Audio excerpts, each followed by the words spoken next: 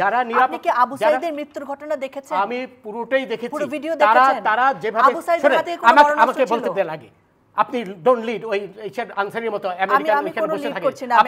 আমি পুরোটা দেখেছি। তারা যেভাবে সশস্ত্র হয়ে আক্রমণ করেছে, সেখানে পুলিশের অবশ্যই দায়িত্ব ছিল সেই সশস্ত্র আক্রমণ রোধ করার, বুঝলেন? এটা পুলিশের আইনি দায়িত্ব। আমাদের পেনাল কোড বলেন, আমাদের সিআরপিসি বলেন, সেই পুলিশকে সেই ক্ষমতা দিয়েছে, কারণ পুলিশের দায়িত্ব, অন্যতম দায়িত্ব হচ্ছে শান্তি রক্ষা করা। হাতে অস্ত্র ছিল? অবশ্যই ছিল। আমি কি অন্ধ মানুষ? তার হাতে লাঠি সোটা ছিল, আমি নিজে দেখেছি। লাঠি দিয়ে সে মেরে আপনি শুনেন, আপনি তো একা দেখেননি নাকি? আরো অনেকেই দেখেছে। সেটাই বলছি। তাহলে আমিও দেখেছি, আমি দেখেছি যে অবস্থা। কথা শুনে মনে হচ্ছে না আপনি দেখেছেন। ডোন্ট প্লিজ এই ধরনের রাবিশ কথা বলবেন না আমার সাথে রাবিশ কথা বলবেন না। আমিও দেখেছি। উত্তেজিত হবে আপনি আমাকে উত্তেজিত করছেন। আপনি তো তাদেরই পক্ষের লোক বলে মনে হচ্ছে। আমি অবশ্যই আপনি তাদের পক্ষে কথা বলেন। শোনেন, এই যে সবুজ মেয়ে মারা গেল ছাত্রলীগের, তাকে কে মারলো?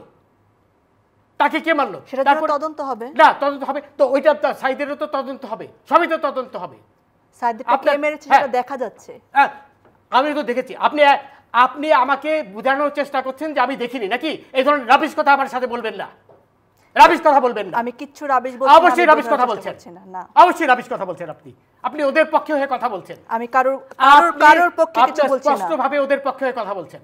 আমি নিরপেক্ষ কথা। আপনি ওটাও নিরপেক্ষ নন সব জায়গাতে। জাস্টিস শামসুদ্দিন চৌধুরী মানিক, আপনি আমার নামটা ভালো করে উচ্চারণ করতে পারেন না নাকি? এটি থেকে বোঝা যাচ্ছে যে আপনি আমার প্রতি আক্রোশ নিয়ে এখানে বসেছেন। আমি যেটা বলেছি ঠিকই বলেছি, এবং আপনার প্রতি যেটা আপনি আমাকে অপমান করেছেন, আমার নামটা পর্যন্ত আপনি ঠিক মতো উচ্চারণ করতে পারেন না। আপনার লজ্জা হওয়া উচিত।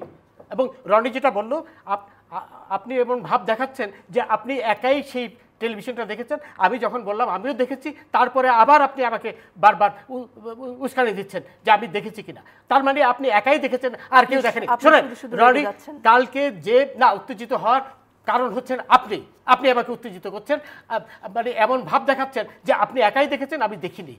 এবং কালকে না পুরো বাংলাদেশ দেখেছে, বাংলাদেশ আর এখানে আসেনি, তাই তো? আমিও তো দেখেছি। আমি কি অন্ধ ছিলাম? অবশ্যই আপনি বাংলাদেশে। তাহলে আবার আমি যখন বললাম আমি দেখেছি, তারপর তো আপনার অ্যাঙ্কার হিসেবে আপনার চুপ হয়ে যাওয়া উচিত ছিল। আপনি আবার আমাকে খোঁচাচ্ছেন। শোনেন, আরেকটা ঘটনা, সেটা তো আপনারা বলছেনই না, বলতে চাচ্ছেন না। যে শোনেন, আমাকে বলতে দেন প্লিজ, লেট মি স্পিক। আমাকে বলতে দেন। আপনি কালকে চিটাগাঙে 12 জনকে ছাদের থেকে ফেলে দিয়েছে এই শিবিরের লোকরা, সেটা আপনার কোনো খবরে আসেনি, আপনি সেই কথাটা তুললেনও না। আপনি সেই একজনের কথা যারা প্রাণ দিয়েছে আপনি কি বলেছেন এই কথা যে কালকে 12 জনকে ছাদের থেকে ফেলে দিয়েছে শিবিররা? আপনি সেটা বলেননি তো, বলবেন না। আপনি তো আমাকে কিছু বলার সুযোগই দিচ্ছেন না। আপনি তো শুরুই করেছেন এইভাবে যে আপনি পরিষ্কারভাবে প্রমাণ করেছেন আপনি তাদেরই লোক। আমি আবার রিপিট করছি, I have no hesitation in saying that.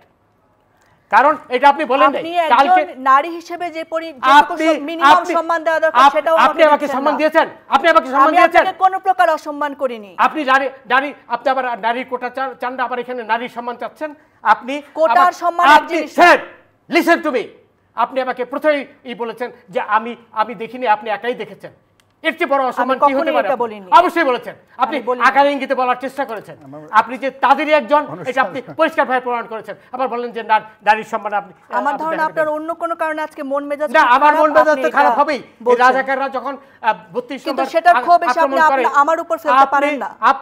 আপনি শুরুই করেছেন তাদের পক্ষে নিয়ে কথা বলার জন্য। আমি এখানে আপনার সাথে যুদ্ধ করতে বসিনি, আমি আপনাকে প্রশ্ন করতে বসেছি। আপনি তাদেরই একজন লোক হয়ে এখানে বসেছেন। আমি কোনো প্রকার যুদ্ধ করতে, আমি এখানে নিরপেক্ষভাবে বসি। আপনি প্লিজ কিপ কোয়েট। আপনি এখানে অ্যাঙ্কার হিসেবে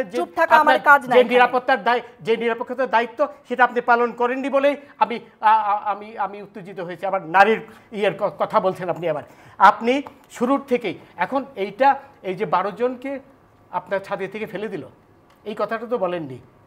এই কথা দিয়ে আপনার শুরু করা উচিত ছিল। সেই 12 জন হাসপাতালে করছে, সেটা দিয়ে আপনার শুরু করা উচিত ছিল।